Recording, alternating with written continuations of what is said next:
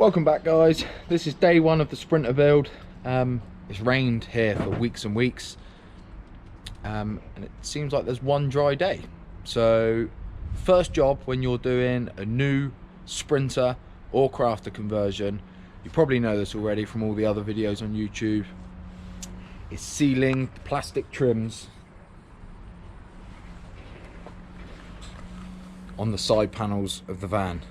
Water finds its way down here and into this little crevice, and if I just show you what that is on the other side, it's basically just these clips. Now this van has done 200 miles now, and maybe sat on a forecourt for a bit, but you can already see on some of these clips there's a tiny bit of residue that's tracked its way inside and back down. On the other vans, some of the older ones, there's funny 50p shape holes that have got stickers over them. This is a late model, so I'm assuming I'm not going to have that. That looks like a rubber bung. So they finally got their act together and plugged those for us.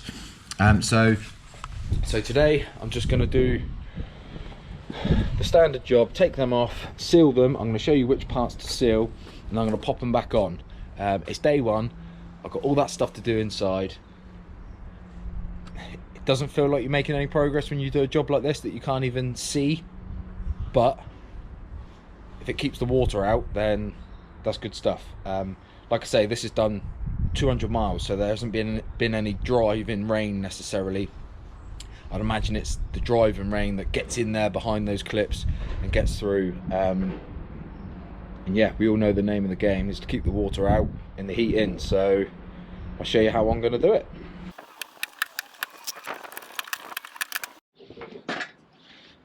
Cut. Right. I'm going to chop this in halfway through that little bit of video there, where I say start from the wheel arch, pull it off with your hands, and then go on through that way. Now the directional clips that I've mentioned a couple of times, the fixed ones that stay on, these are actually located in both wheel arches, here and here. That needs to be the last clip, so you always need to start from the other end. 3 out of 4, 2 wheel arches, 1 on each side of the arch. 3 out of 4 worked perfectly, and that's where I started. The last one that I did, it's actually broke the clip on the trim. I'm currently resetting that now with some plastic glue.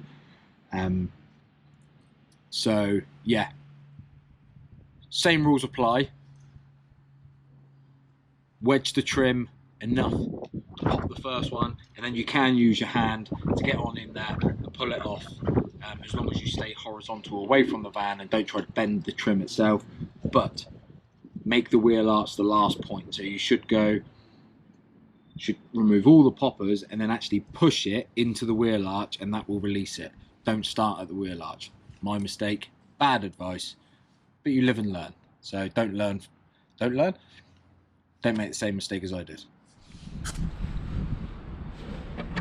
So I've just removed one clip, and what you'll see is that they're kind of like friction loaded, a bit like a wall plug. So you push the tapered end in, and there's actually a little ledge that sits up against the metalwork. So all you hope to do is, it's usually easier if you turn them horizontal, and all you hope to do is peel back enough so that you can just reveal that little lever, and then push that in with your little screwdriver and pull it out at the same time, and hopefully they come off like so. Now that the panel and all the clips are removed, I'm just going to get a multi-surface wipe and just clean up that surface, because we are going to use a sealant. What we're going to do is we're going to put a bead of sealant on here. I'm actually using Sikaflex in black, just because white would, if you did see a little peaky of it, it would contrast quite massively. So I'm going to put a little bit of bead of sealant on each one of these, and then when they pop back, there's a seal between these plastic fixings and the van itself.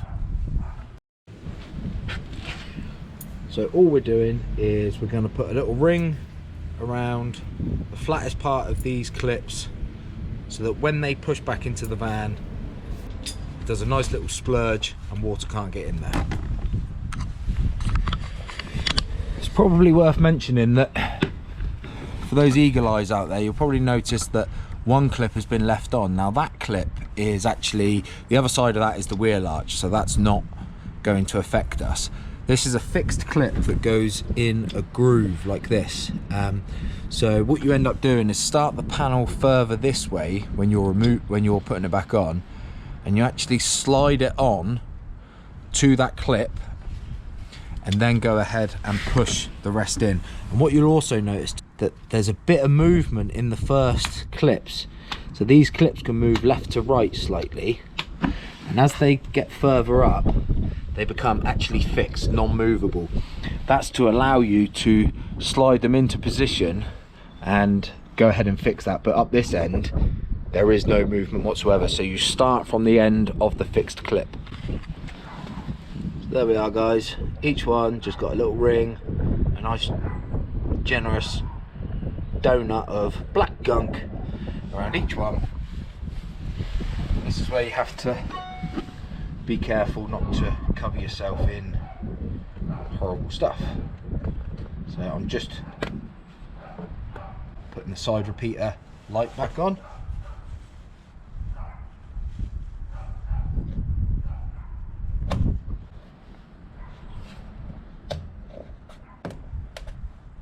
Get a couple lined up. You can kind of feel and see when a couple are lined up. Now if you have 3 or 4 lined up, the others must be in line. So, and then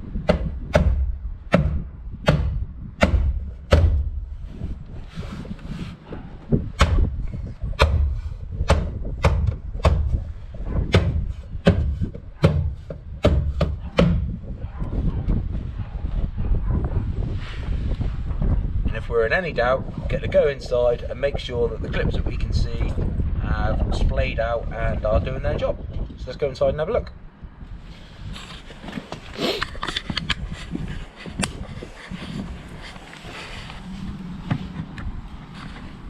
Here we are, guys, back inside, and if you can see, those clips are not only in place, but some of the splurgy gunk, I'm going to call it, has come through with it. So that is well sealed. I can even see the one in there, just peekaboo. They are, without doubt, sealed up.